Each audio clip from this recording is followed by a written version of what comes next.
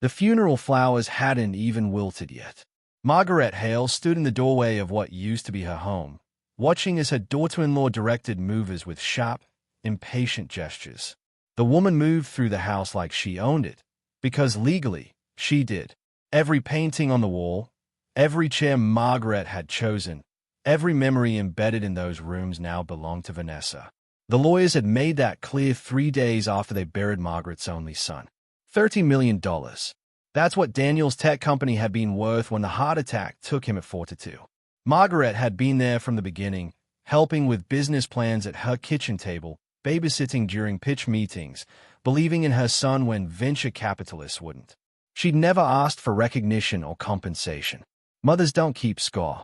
They invest in their children's futures because love doesn't come with receipts. But Vanessa saw things differently. The eviction notice came wrapped in the language of property rights and legal formalities, but the message was brutally simple. Margaret was no longer needed, no longer welcome, no longer family. Vanessa had inherited everything, and she intended to exercise full control. The house Margaret had helped purchase as a gift for the young couple, the one where she'd spent countless holidays and held her grandson for the first time, was now exclusively Vanessa's domain. Margaret tried reasoning with her. She knocked on the bedroom door, the one that used to be Daniel's childhood room before they renovated, and asked if they could talk. Vanessa emerged wearing designer sunglasses indoors, her face unreadable behind the dark lenses. "This is difficult for everyone," Vanessa said, her voice flat and rehearsed. "But Daniel wanted me to have security. He would have wanted me to make practical decisions." Practical. The word landed like a slap. There was nothing practical about throwing a grieving mother into the street. There was nothing loving or honorable about erasing someone who'd sacrificed decades for a family that no longer wanted her. But grief does strange things to people. Sometimes it reveals who they truly are. Margaret packed a single suitcase. Photographs of Daniel as a boy. A blanket she'd knitted when he was born. The watch his father wore before the cancer took him 15 years earlier.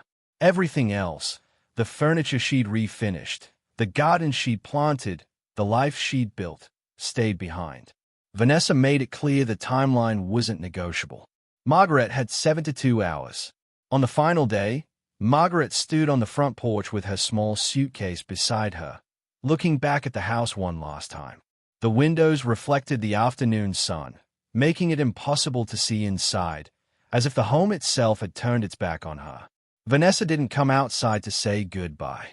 She didn't acknowledge the moment at all. The front door simply closed, and Margaret heard the lock click into place. She was 68 years old, widowed, freshly grieving, and suddenly homeless.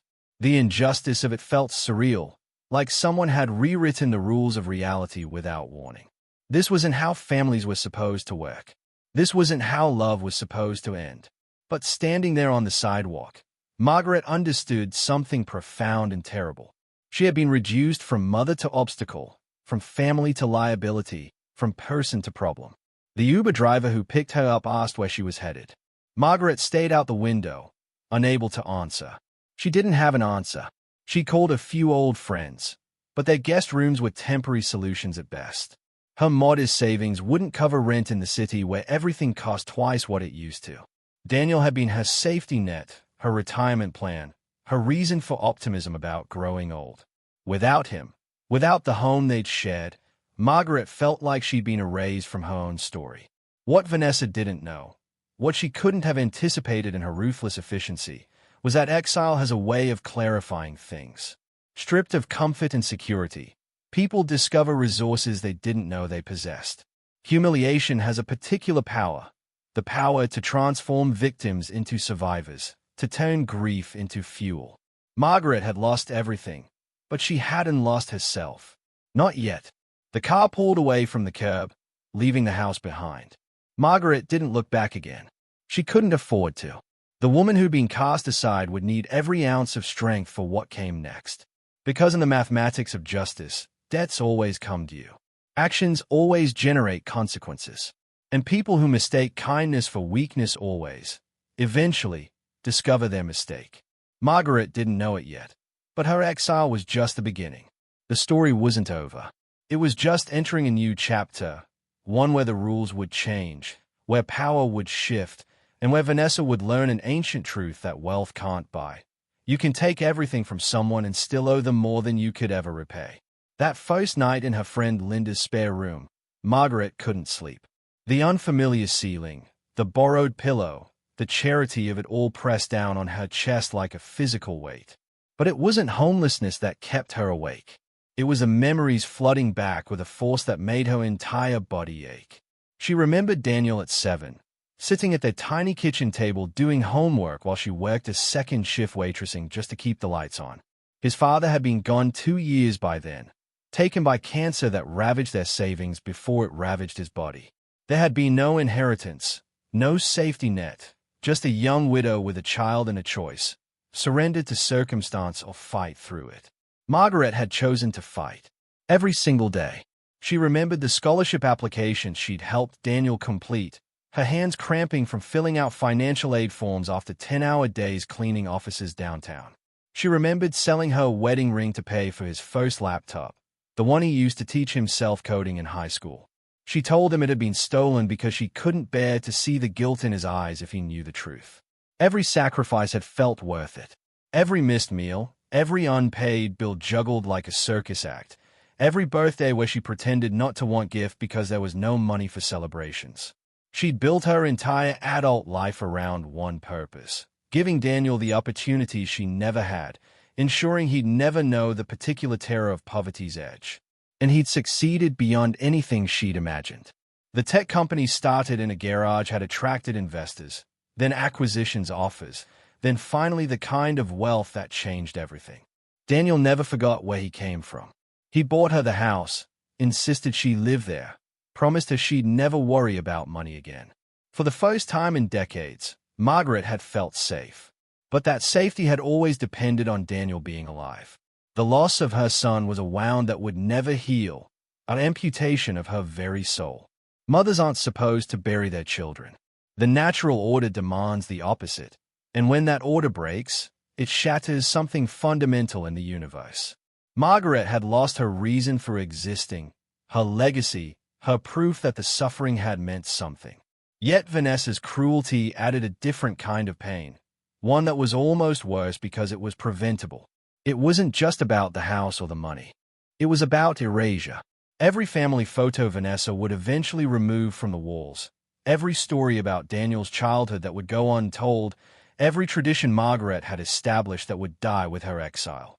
Vanessa was systematically deleting Margaret from her own son's story, rewriting history to center herself as the only person who mattered. The house represented more than shelter. It was Daniel's first major success, his way of saying thank you to the woman who'd given him everything. Those walls contained 30 years of motherhood, proof that her sacrifices had built something lasting. Vanessa taking it wasn't just legal maneuvering. It was theft of identity, obliteration of legacy, denial that Margaret had ever mattered at all. In the darkness of Linda's guest room, Margaret understood something that would have seemed impossible a week earlier. Losing Daniel had broken her heart. But Vanessa's betrayal had done something different. It had stripped away every illusion about family, about loyalty, about the value of a mother's love in a world that measured worth in dollar signs and legal documents. Margaret had raised a good man. She knew that in her bones. Daniel would have been horrified by what Vanessa had done. He would have protected his mother, honored her, ensured she lived out her days in dignity and comfort. But Daniel was gone, and Vanessa had waited approximately 72 hours after his funeral to reveal who she truly was. The grief was still overwhelming, still a presence that shadowed every breath Margaret took. But underneath it, something else was growing. Not anger exactly, though that was there too. Something more fundamental, a recognition that she'd survived worse than this. She'd survived widowhood and poverty and single parenthood and 1,000 impossible days that should have broken her but didn't. Vanessa had taken the house, the money, the physical remnants of Margaret's life. But she'd made a critical miscalculation. She'd assumed that stripping Margaret of material comfort would reduce her to nothing, that a woman with no resources was a woman with no power. She didn't understand that Margaret had spent decades being a woman with no resources, and she'd built an empire anyway. Not an empire of money, but something far more durable. An empire of resilience, of stubborn refusal to be erased, of love that transcended death itself. The loss beneath the money was real. The grief was infinite. But Margaret was still here, still breathing, still carrying Daniel's memory in every cell of her body. And that, ultimately, was something Vanessa's $30 million could never touch. After 3 days at Linda's house, Margaret quietly packed her suitcase again. Her friend protested, insisted she could stay as long as needed, but Margaret recognized pity when she saw it. The careful way Linda avoided certain topics, the overcompensating cheerfulness at breakfast, the hushed phone calls to mutual friends about what to do about poor Margaret. Charity felt like quicksand. The more you accepted, the deeper you sank. Margaret checked into a roadside motel 40 minutes outside the city. The kind of place truckers used and insurance adjusters stayed when handling claims in unfamiliar territories. The room smelled faintly of disinfectant and old carpet, and the air conditioning unit rattled like it had emphysema. But it was hers. Anonymous. A place where nobody knew her story or offered sympathetic smiles that felt like small deaths. She paid cash for 2 weeks up front. The motel manager, a weathered man who'd clearly stopped asking questions about his guests years ago, handed her a key attached to a plastic diamond-shaped tag. Room 107. Ground floor, facing the parking lot. Margaret carried her single suitcase inside and sat on the edge of the bed, staring at the blank television screen that reflected her silhouette back at her. This was rock bottom. She understood that clearly. A 68-year-old woman alone in a roadside motel with a suitcase of memories and a rapidly dwindling bank account. This was the place people ended up when everything else had fallen away. Yet something unexpected happened in that silence. Instead of despair, Margaret felt something crystallize inside her. Clarity. She spent the first day doing nothing but thinking. No television, no phone calls, no distractions. Just Margaret and her thoughts, untangling 30 years of memories, examining them from new angles. And the more she thought about Daniel, really thought about him, the more something felt fundamentally wrong about the entire situation. Daniel had been meticulous, obsessively so. The kind of person who maintained spreadsheets for grocery expenses and scheduled oil changes 3 months in advance.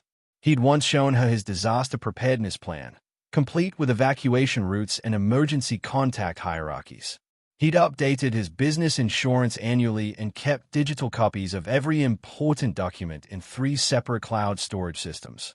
That man, that careful, thoughtful, planning-obsessed man, had supposedly died without protecting his mother, without ensuring she'd be taken care of, without any contingency plan whatsoever. It didn't make sense. It violated everything Margaret knew about who her son was. She remembered a conversation from 2 years ago, shortly after Daniel's company had its first major acquisition offer. They'd been sitting in the backyard, the house Vanessa now controlled, and he'd talked about legacy planning. "Mom," he'd said, "I need to make sure you're set up no matter what happens. If something happens to me, I don't want you worrying about anything."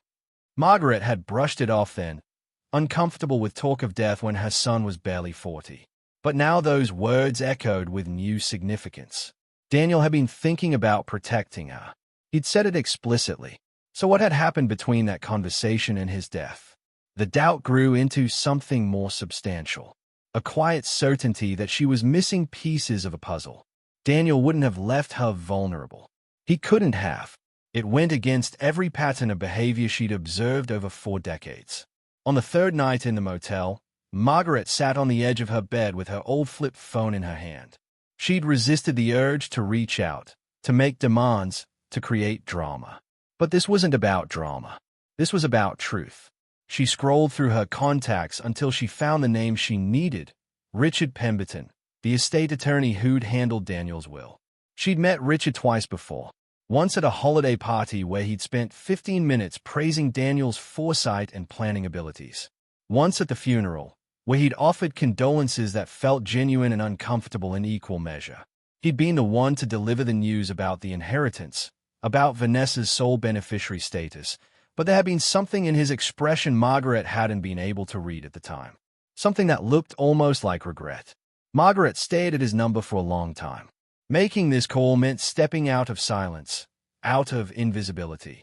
It meant asserting that she still existed, that she still had questions, that she refused to simply disappear as Vanessa clearly hoped she would. But the alternative was accepting a story that didn't make sense, and Margaret had spent too many years solving impossible problems to surrender now. She pressed the call button. The phone rang 4 times before a familiar voice answered. Richard Pemberton. Mr. Pemberton, Margaret said, her voice steady despite her racing heart. This is Margaret Hale, Daniel's mother. I apologize for calling so late, but I need to ask you something, and I need you to be honest with me. There was a pause on the other end. Not confusion, but something more deliberate, like a man choosing his next words very carefully. Mrs. Hale, he said finally, I was wondering when you'd call. Those 8 words changed everything, because they meant Richard had been expecting this conversation. They meant he knew something. And most importantly, they meant Margaret's instincts were right. The story Vanessa had told, the story everyone had accepted, wasn't the whole truth. Margaret gripped the phone tighter. My son wouldn't have left me with nothing. I know him. I raised him. So I need you to tell me what I'm missing. Another pause. Longer this time. Then Richard's voice came back, quieter now, almost sympathetic. Mrs. Hale, there are things about your son's estate that are more complicated than the initial reading suggested. Things that couldn't be discussed with certain parties present. Are you somewhere we can talk? Somewhere private? Margaret looked around the dingy motel room, at the water-stained ceiling and the parking lot visible through the gap in the curtains. Somewhere private. Somewhere nobody would know or care what was being discussed. Yes, she said. I'm somewhere very private. Good, Richard replied. Then we need to have a conversation that should have happened 3 weeks ago. Richard Pemberton didn't waste time with pleasantries. His voice carried the weight of information held too long in silence, words that needed to be spoken before they corroded from the inside. Mrs. Hale, what I'm about to tell you must remain between us for now. The legal proceedings are delicate, and timing is everything. Do you understand? Margaret's hand trembled slightly, but her voice remained steady. I understand. Your son came to my office 14 months before he passed away, Richard began. He wanted to update his estate plan. But this wasn't a typical revision. Daniel had become concerned about certain patterns in his marriage. He didn't share all the details, but he was explicit about one thing. He needed to ensure you would be protected, no matter what happened to him. Margaret closed her eyes, feeling vindication and grief collide in her chest. She'd been right. Daniel hadn't forgotten her. He hadn't abandoned her to fate. The will that was read at the lawyer's office, the one that named Vanessa as sole beneficiary, that was real, Richard continued. But it was only phase 1 of a 2-phase inheritance structure. Your son created what we call a conditional trust mechanism. Vanessa inherited the estate, but her continued control was contingent upon specific behavioral requirements. What kind of requirements? Margaret asked, though she was beginning to understand where this was going. Richard's tone shifted, and Margaret could hear something that might have been satisfaction beneath his professional restraint. Daniel included a clause that required Vanessa to provide housing and financial support for you for a minimum of 5 years following his death. The language was very specific. She was to ensure your comfort, dignity, and security. It was framed as a fiduciary responsibility, not merely a suggestion. The motel room suddenly felt smaller, the air charged with electricity. Margaret stood up, pacing the narrow space between the bed and the window. And if she failed to meet that requirement? Margaret asked, though her heart was already racing with the answer. Then the inheritance becomes voidable. The estate transfers to a secondary beneficiary structure Daniel established, one that names you as primary beneficiary, with the remainder going to charitable organizations Daniel supported throughout his life. Margaret stopped pacing. The full architecture of her son's plan became visible, like a complex piece of engineering suddenly illuminated. Daniel hadn't just written a will. He created a test, a deliberate mechanism to reveal character under pressure. He knew, Margaret whispered. He knew she might do this. I don't think he wanted to believe it, Richard replied carefully. But yes, He prepared for the possibility. Daniel told me something during that meeting I'll never forget. He said, "My mother gave up everything for me. If something happens to me, and my wife can't honor that sacrifice for even 5 years, then she doesn't deserve what I built." The words hit Margaret like a physical force. Her son had seen her, really seen her, every sacrifice, every struggle, every moment of going without so he could have more. He'd carried that knowledge with him, and when he'd planned for his death, he'd made sure love would outlast greed. But Vanessa doesn't know about this. Margaret asked. The clause was buried in legal language, intentionally obscure. It was explained to her in technical terms, but Daniel suspected she wouldn't be interested in the fine print. He was right. At the will reading, I mentioned the housing provision as a minor detail, a formality. Vanessa signed acknowledgement without reading the full implications. Margaret sat back down on the bed, her mind racing through the implications. So when she evicted me, she triggered the reversal clause. Richard finished. The moment you were forced to leave that house, she violated the terms of the inheritance.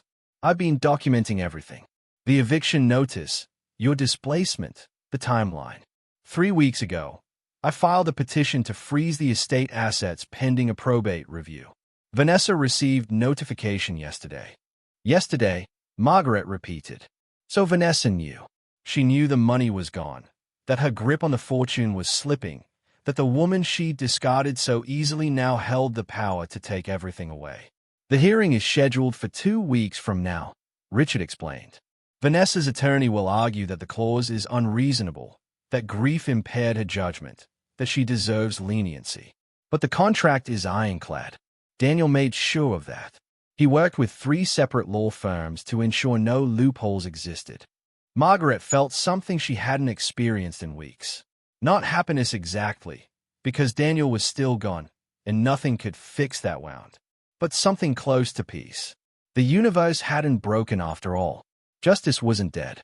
Her son had reached across the boundary between life and death to protect her one final time. What do you need from me? Margaret asked. For now, nothing. Stay where you are. Stay quiet. Let Vanessa and her attorneys panic. The law works slowly, but it works. In 2 weeks, we'll stand before a judge, and the truth will be presented. Your son was brilliant, Mrs. Hale. He didn't try to control his wife through force or manipulation. He simply created a structure that rewarded character and punished cruelty. Vanessa had a choice. She made the wrong one. After they ended the call, Margaret sat in the silence of the motel room for a long time. The rattling air conditioner, the distant sound of highway traffic, the cheap lamp casting yellow light across the worn carpet. This place that had seemed like rock bottom now felt like a war room. A place where strategy was born. Daniel had given her more than money.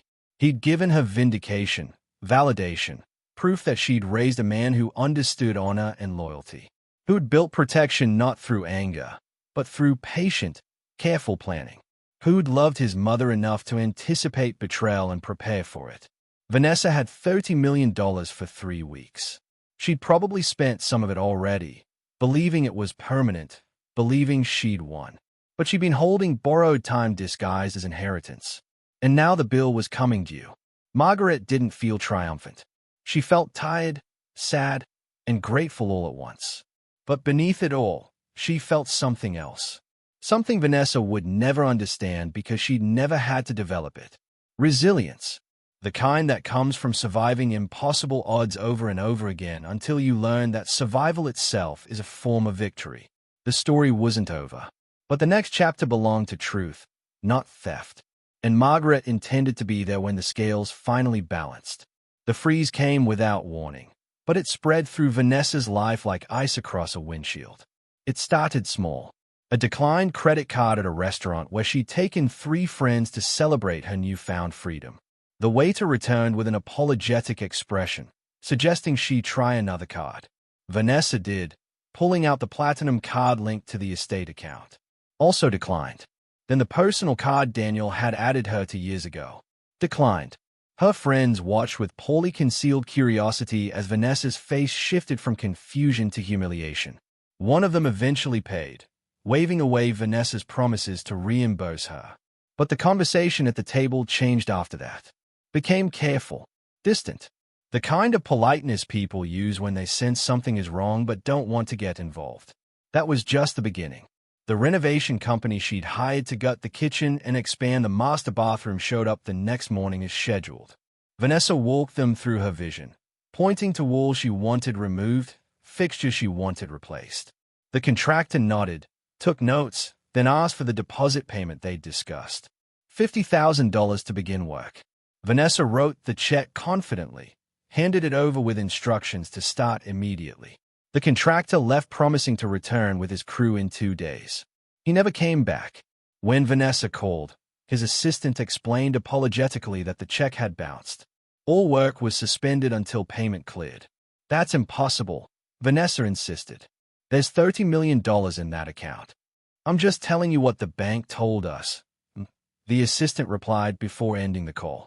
Vanessa spent the next 3 hours on the phone with the bank, with the estate attorney's office, with anyone who might explain what was happening. The bank confirmed the freeze. All accounts associated with Daniel's estate were under legal hold pending probate review. No withdrawals, no transfers, no access until the court issued a ruling. How long? Vanessa demanded. That depends on the complexity of the case. Could be weeks. Could be months. Vanessa hung up and immediately called her personal attorney, the one she'd hired specifically to handle the inheritance. He was less reassuring than she'd hoped. Vanessa, you triggered a conditional clause in the trust structure, he explained, his tone suggesting he'd already reviewed the documents multiple times. The estate is arguing you violated the terms by evicting Daniel's mother. This isn't something we can simply dismiss. We need to prepare for a hearing. What does that mean? Vanessa asked, though the tightness in her chest suggested she already knew. It means everything is frozen until a judge determines whether you breached the inheritance conditions. And if the judge rules against you, the estate transfers to Margaret Hale. The phone nearly slipped from Vanessa's hand. Everything. Not some of it. Everything.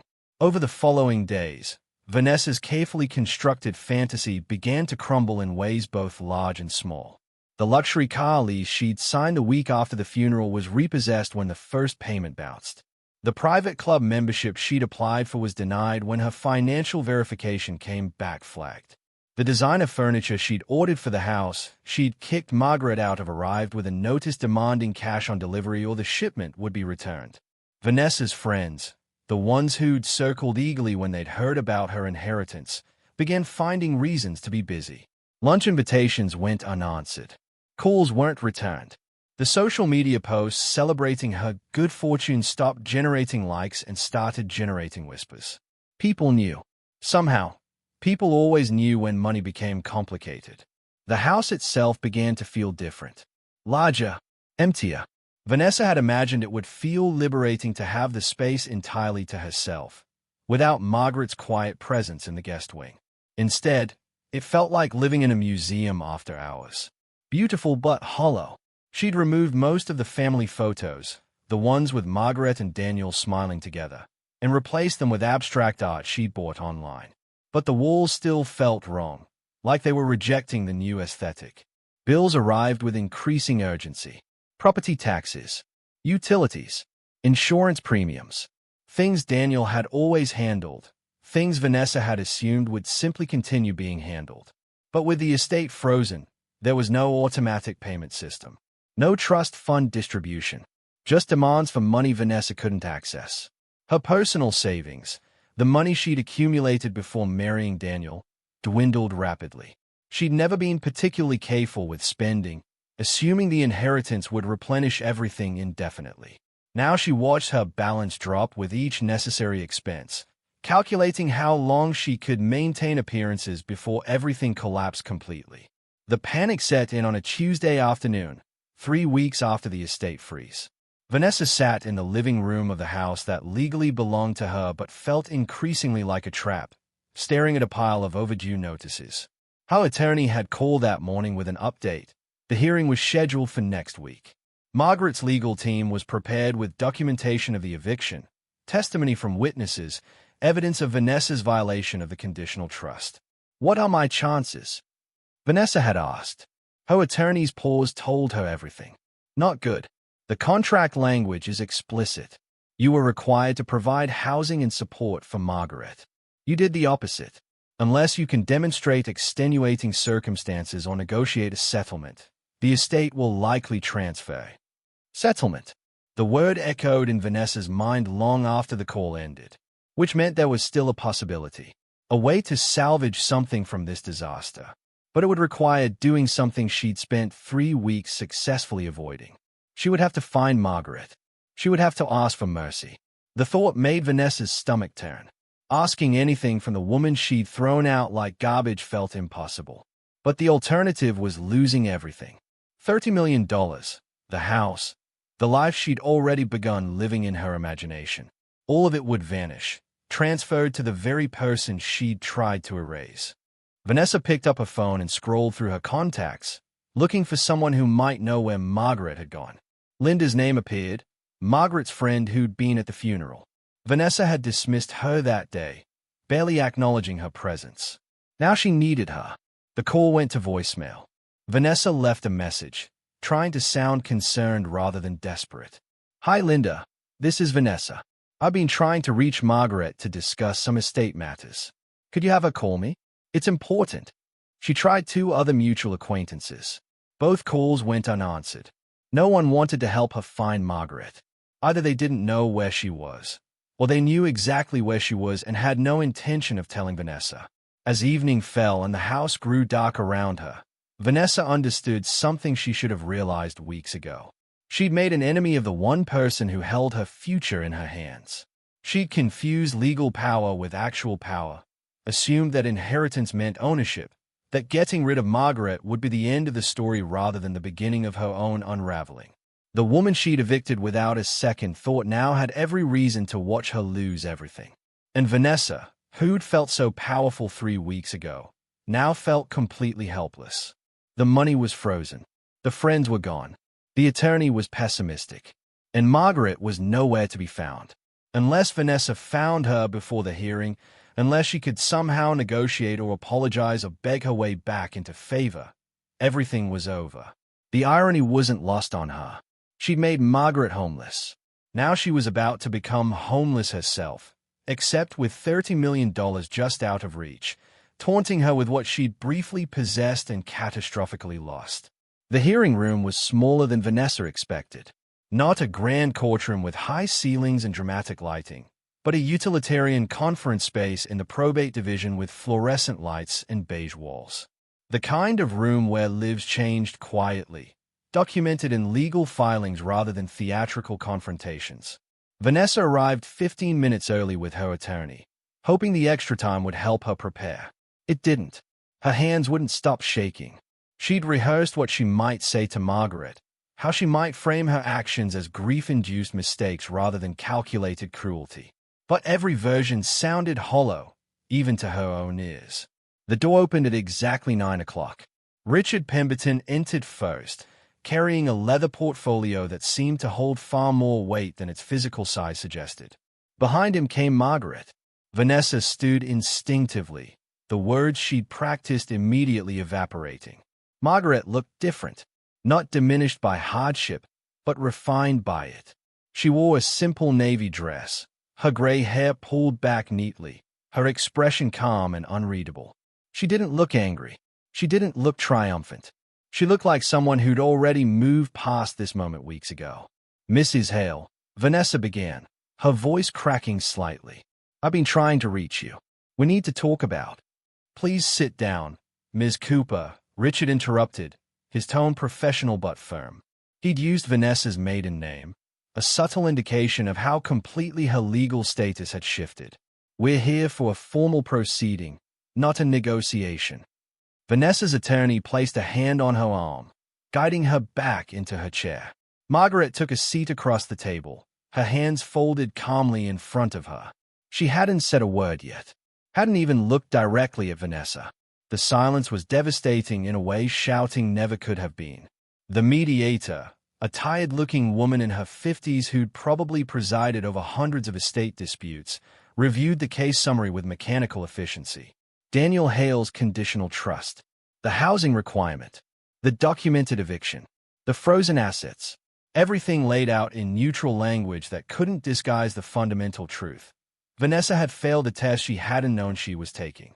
Ms. Cooper, the mediator said, do you dispute that you evicted Margaret Hale from the property at 847 Maple Ridge Drive on September 18th, 3 days following your husband's funeral? Vanessa's attorney leaned forward. My client acted within her legal rights as property owner. The eviction, while perhaps poorly timed, doesn't constitute a violation of. There's a signed eviction notice, Richard interrupted, sliding a document across the table. There are text messages from Ms. Cooper to Mrs. Hale explicitly stating she was no longer welcome. There's testimony from the moving company contracted to remove Mrs. Hale's belongings. The documentation is comprehensive. The mediator examined the papers, then looked at Vanessa with an expression that contained no sympathy. Ms. Cooper, the conditional trust explicitly required you to provide housing and financial support for Margaret Hale for a minimum of 5 years. You violated that provision within 72 hours. Do you have any evidence suggesting extenuating circumstances that might justify this action? Vanessa opened her mouth, then closed it. What could she possibly say? That Margaret's presence had been uncomfortable, that she'd wanted the house to herself, that she'd assumed the money made her untouchable. None of it sounded like anything but greed dressed in thin justification. No, she whispered finally. No extenuating circumstances. The mediator made a note, then turned to Margaret. Mrs. Hale, you've reviewed the terms of the secondary trust structure. Are you prepared to accept the conditions outlined by your son? Margaret spoke for the first time, her voice quiet but steady. Yes. That single word carried more weight than any speech could have. Vanessa watched as Richard opened his portfolio and withdrew a thick document, sliding it across the table to the mediator. This was it. The final piece of Daniel's plan, the one Vanessa hadn't known existed until it was too late to matter. Richard addressed the room with the careful precision of someone who'd been waiting weeks to deliver this information. Daniel Hale anticipated the possibility that his widow might fail the character provisions of his trust. In the event of such failure, he established a secondary structure designed to honor his mother's sacrifices while ensuring his wealth served meaningful purposes. He paused, letting the weight of those words settle before continuing. The estate, valued at approximately $30 million, will be transferred in its entirety to the Margaret Hale Memorial Foundation. Mrs. Hale will serve as executive director with full discretionary authority over fund allocation. The foundation's mission focuses on supporting single parents pursuing higher education and providing resources for elderly individuals facing housing insecurity. Vanessa felt the room tilt. Not a portion of the estate. Not a settlement. Everything. Daniel had created a mechanism to take everything away from her and give it to the very people whose struggles Margaret understood intimately because she lived them. What about me? Vanessa asked, her voice barely audible. What happens to me? Richard's expression didn't change. Daniel established a separate provision for you. You'll receive a monthly stipend of $4,000, contingent upon maintaining employment and meeting basic conduct standards. The house at 847 Maple Ridge Drive reverts to foundation ownership. You have 60 days to vacate. $4,000. Employment required. Conduct monitored.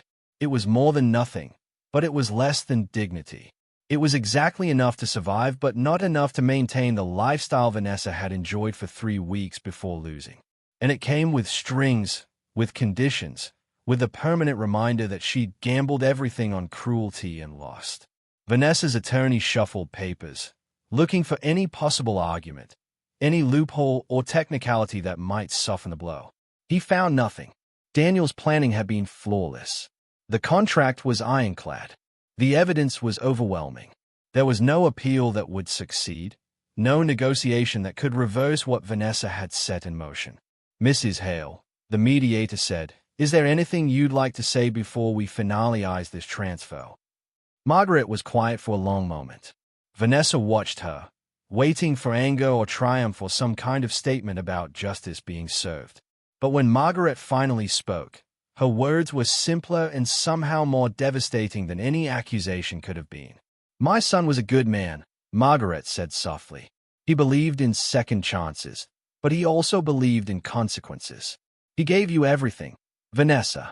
A home, security, his name, his trust. All he asked was that you honor the woman who made him who he was. You couldn't do that for even a week. She paused, and for the first time, she looked directly at Vanessa. Her eyes weren't cold, but they weren't warm either. They were simply clay, seeing everything, understanding everything, and finding it insufficient. I don't hate you, Margaret continued. I'm just sad that my son's love wasn't enough to make you kind. That's not something money can fix. That's not something I can fix. That's something you'll have to live with. The words hit Vanessa like physical blows. Not hate, disappointment. The quiet, permanent kind that couldn't be argued away or apologized into forgiveness. Margaret wasn't her enemy. She was just someone who'd been failed by another person's character, and who'd stopped expecting anything different. The mediator signed the final documents. Richard collected the paperwork. Margaret stood, gathered her small purse, and prepared to leave. She paused at the door, looking back one final time. The house is a guest room, Margaret said. If you need help during the transition, if you need time to find employment and a place to live, you can stay there for 30 days. No rent, no conditions, just mercy, because that's what Daniel would have wanted me to offer. After that, you're on your own. She left without waiting for a response. The door closed quietly behind her, leaving Vanessa alone with her attorney, the mediator's neutral expression, and the complete wreckage of her own choices. Vanessa didn't cry. She couldn't. The devastation was too complete for tears. She'd entered this room believing she might salvage something, negotiate some kind of settlement that would leave her comfortable. Instead, she was leaving with less than she'd had before marrying Daniel. Less money, less security, less dignity. The $30 million that had been Hayes for 3 weeks would now fund scholarships for struggling parents and housing for displaced elderly people. The house she'd kicked Margaret out of would become foundation property, probably housing recipients of its programs. Everything Vanessa had touched would be transformed into something that helped people she'd never cared about, managed by the woman she'd treated as disposable. And the cruelest part, the detail that would haunt Vanessa for years, was that Margaret had still offered mercy. 30 days in the guest room. Help during the transition. Kindness given freely to someone who'd shown none in return. It made the entire situation worse somehow, because it proved that Margaret was exactly who Daniel had believed her to be. Someone who'd survived cruelty without becoming cruel herself. Vanessa left the hearing room and walked through the courthouse lobby in a daze. Outside, the morning sun was bright and indifferent. People hurried past on their way to work, to appointments, to lives that continued regardless of who'd just lost everything in a beige conference room. Her phone buzzed with a text from her attorney. We should discuss next steps. Call when you're ready. Next steps. As if there were steps that led anywhere but down. Vanessa had climbed to the top of a $30 million mountain and thrown away the only person holding the rope. Now she was in free fall, and the ground was approaching with absolute certainty. She thought about Margaret's offer. 30 days in the guest room. It would be humiliating, living as a charity case in the house she'd briefly owned, accepting kindness from the woman she'd wronged. But the alternative was sleeping in her car while she searched for employment she'd never needed before, applying for apartments she couldn't afford, explaining to potential landlords why her financial situation had collapsed so spectacularly. Pride or survival? Vanessa had chosen pride once before, evicting Margaret to assert ownership and control. That choice had cost her everything. Maybe it was time to choose differently. Maybe accepting mercy was the only path forward, even if it burned like acid every single day. She pulled out her phone and opened a new text to the number Richard had provided. Margaret's number. The contact she deleted weeks ago when she'd assumed she'd never need it again. I accept your offer, Vanessa typed. Thank you. 3 words that felt like surrender, like admission of defeat, like the final collapse of every fantasy she'd built on her husband's grave. She hit send before she could change her mind. The response came 30 seconds later. Just 2 words from Margaret, devoid of emotion or judgment, simply stating the practical reality of what happened next. Tomorrow, 10 a.m. Vanessa stared at the message, then at the courthouse behind her, then at the city stretching out in all directions full of people who had their lives figured out in ways she suddenly didn't. She'd crawled back, exactly as she'd feared she might have to. And the woman she discarded without a second thought had caught her, not with triumph, but with the kind of grace that comes from understanding that everyone, eventually, falls. The story that began with Margaret losing everything ended with her gaining everything that mattered: vindication, security, and the satisfaction of knowing her son had loved her enough to build justice into his final act. And Vanessa's story, which began with inheriting everything, ended with her learning the hardest lesson of all. Cruelty is expensive, kindness is profitable, and the debt always, eventually, comes due. 6 months later, Margaret stood in what used to be the formal dining room of the house on Maple Ridge Drive. The mahogany table Vanessa had ordered was gone, replaced by clusters of desks where scholarship recipients worked on their applications. The crystal chandelier still hung overhead, but now it illuminated hope instead of excess. The Margaret Hale Memorial Foundation had transformed the house into something Daniel would have recognized immediately. Not a monument to wealth, but a working space dedicated to the values he'd learned at that small kitchen table decades ago. Determination, sacrifice, the belief that circumstances didn't define destiny. Every Tuesday and Thursday evening, single parents gathered here for workshops on resume writing, financial planning, and college application strategies. The guest wing where Margaret once stayed now housed a rotating program that provided temporary shelter for elderly individuals transitioning out of homelessness. The home that Vanessa had tried to turn into a shrine to luxury had become something far more valuable, a place where people rebuilt their lives. Margaret walked through the rooms, checking supplies, greeting the evening's participants. A young mother named Sophia showed her the acceptance letter she'd just received from the State University's nursing program. The scholarship covered everything, Sophia said, tears streaming down her face.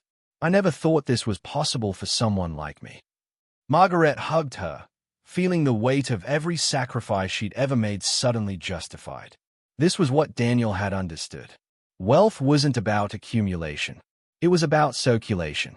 About taking the resources life gave you and converting them into opportunities for others. About understanding that the greatest inheritance wasn't money, but the transformation of pain into purpose.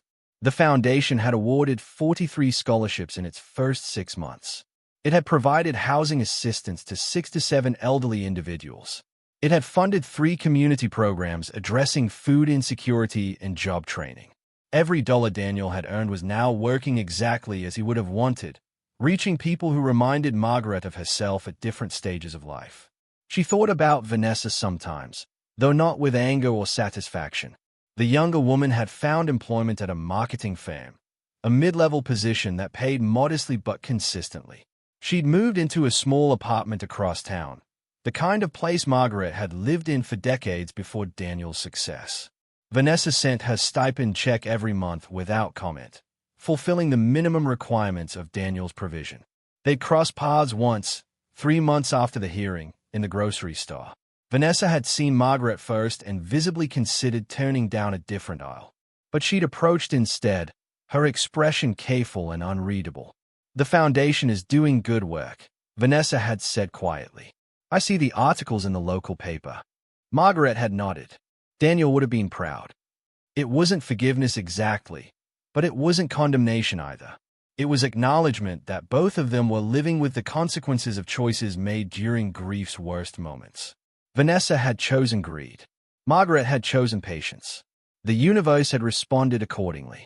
I think about what he said sometimes, Vanessa continued, her voice barely audible over the grocery store's ambient noise. About how you gave up everything for him. I didn't understand what that meant until I had nothing myself. Margaret had looked at her then, really looked, and saw something she hadn't expected. Not remorse exactly, but recognition. Vanessa understood now what poverty actually felt like, what insecurity actually meant. She was learning the lessons Margaret had spent decades mastering. Whether that education would change her fundamentally was still unknown, but at least the curriculum had finally begun. It's not too late to become someone your husband would have been proud of, Margaret had said. That choice is still available to you every single day. They'd parted without further conversation, two women whose lives had collided catastrophically and then diverged towards separate futures. Margaret didn't know if Vanessa would take that advice, would transform her humiliation into growth. But she'd offered the possibility, which was more than Vanessa had offered her. Now, standing in the foundation office that used to be Daniel's study, Margaret reviewed the applications for next quarter's scholarship cycle. Each one told a story of struggle and determination. Single mothers working 2 jobs while pursuing degrees. Widows who'd lost everything and were fighting to rebuild. People who reminded her of herself, of Daniel, of everyone who'd ever believed that effort mattered more than circumstance. She approved 12 scholarships that afternoon, knowing each one would change a life trajectory. That these 12 people would graduate, would build careers, would raise children who never knew the particular desperation of poverty. That Daniel's money would ripple outward through generations, creating futures he'd never see but had made possible. This was victory, not the theatrical kind where enemies were destroyed and heroes celebrated. The quiet kind where purpose replaced bitterness, where loss was transformed into legacy, where love proved more durable than greed. Margaret closed her laptop and looked out the window at the garden she'd planted years ago. The rosies were blooming, the ones she'd thought she'd never see again when Vanessa had evicted her. But here they were, and here she was, and the house that had briefly represented her exile now represented her greatest achievement. Daniel had given her more than protection. He'd given her purpose. The foundation wasn't just a safety net or a revenge mechanism. It was his final gift. The opportunity to spend her remaining years doing exactly what she'd always done best. Taking limited resources and turning them into infinite possibility. Loving people through actions rather than words. Building futures for those who'd been told they had none. She heard laughter from the classroom downstairs, where the evening workshop was beginning.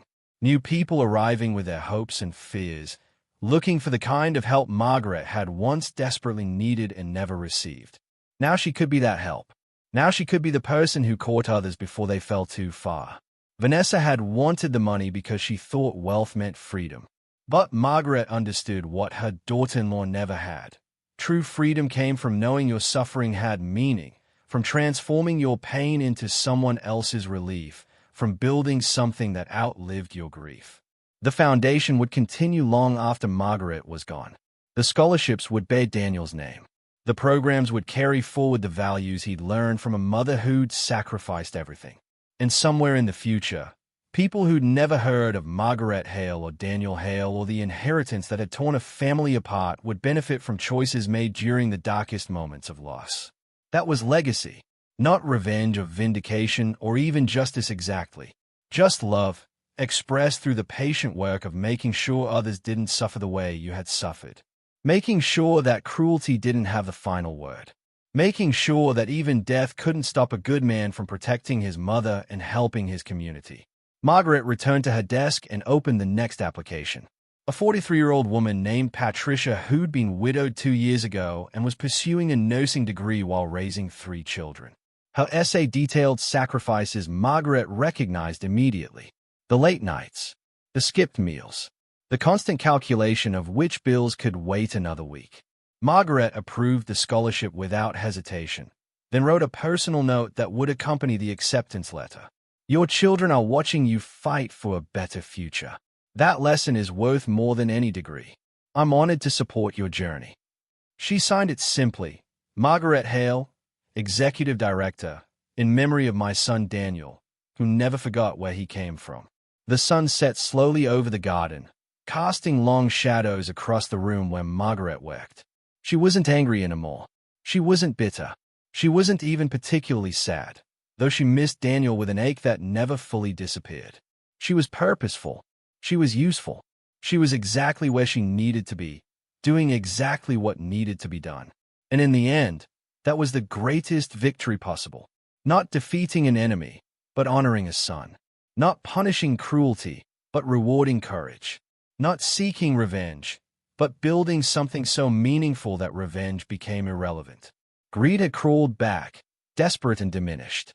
But grace had simply continued forward, steady and unstoppable, transforming everything it touched. That was how you won. Not with anger, but with architecture. Not with vengeance, but with vision. Not by destroying what hurt you, but by building something so beautiful that the hurt no longer mattered. Margaret Hale, who'd once stood homeless on a sidewalk with a single suitcase, now presided over an empire of second chances. And every person she helped, every life she changed, every future she made possible was proof that her son had understood something profound. Love, when protected by law and expressed through action, was the most powerful force in the universe. It outlasted greed. It survived betrayal. It transformed tragedy into triumph, one scholarship at a time, one shelter bed at a time, one person at a time. And that legacy would continue long after everyone involved was gone, rippling forward through time, creating possibilities in the darkness, proving that even when the worst happens, even when cruelty seems to win, even when everything is lost, someone, somewhere, will remember that kindness mattered, and they'll choose to make it matter again.